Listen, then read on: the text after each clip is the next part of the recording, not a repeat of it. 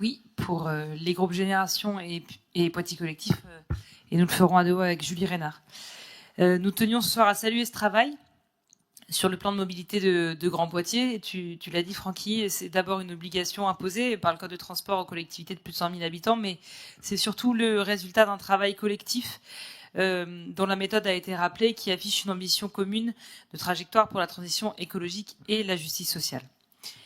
Ce plan donne un cap pour anticiper l'avenir et proposer de reconfigurer nos différents déplacements pour privilégier les modes de déplacement plus accessibles, moins énergivores, plus écologiques, voire plus économiques.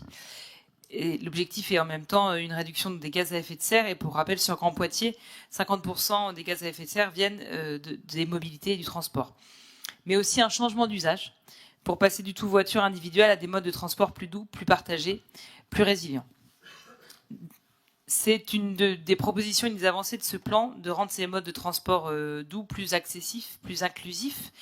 Une volonté qui est rendue très concrète par cette modalité des fiches actions, qui vise à poursuivre la mise en accessibilité notamment des transports collectifs, de l'espace public, et à développer les aménagements en faveur des piétons, mais aussi à améliorer et étendre l'offre existante pour les personnes à mobilité empêchée.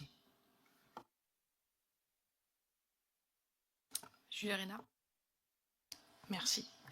Pour nous, ce plan de mobilité proposé ici complète les efforts déjà engagés à Poitiers. La réhabilitation d'un axe structurant de notre ville, comme le Pont-Neuf, incarne clairement notre volonté de réappropriation de l'espace public au profit d'un partage des voies en donnant toute leur place aux transports en commun, aux mobilités tous et à la marche. Nous voyons déjà des résultats concrets avec l'augmentation significative du nombre de cyclistes, par exemple, et notamment des lycéens et des collégiens.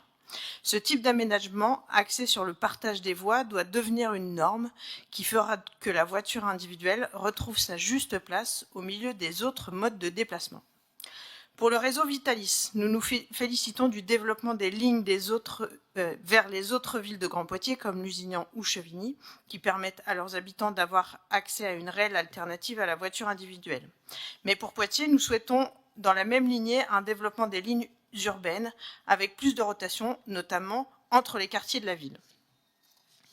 Loin d'être des contraintes, ces transformations doivent enrichir la qualité de vie dans nos quartiers et renforcer l'attractivité de notre territoire. Il faut souligner également que ces transformations n'ont de sens que dans une complémentarité avec les autres communes de Grand Poitiers et aussi avec tous les acteurs de la mobilité comme Vitalis, la SNCF, la région et l'État. Nous profitons de cette présentation pour rappeler notre attachement à un service ferroviaire de qualité et notre souhait de garder des gares intermédiaires ouvertes, voire pour certaines, pour les réouvrir.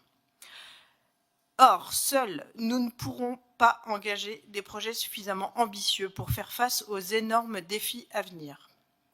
L'Institut de l'économie pour le climat, le Conseil d'orientation des infrastructures, comme les associations d'autorités organisatrices des mobilités, alertent depuis plusieurs années sur les besoins massifs d'investissement pour être à la hauteur des enjeux écologiques.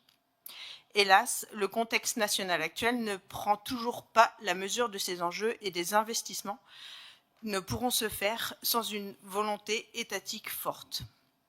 Pour conclure, nous réaffirmons notre soutien à ce plan de mobilité ambitieux. Cet élan doit s'accompagner d'une capacité à expérimenter et à ajuster nos choix en concertation toujours avec les citoyens et les citoyennes et tous les partenaires du territoire. Ensemble, nous devons être les artisans d'une mobilité qui reflète nos valeurs de solidarité, d'écologie et de modernité. Merci.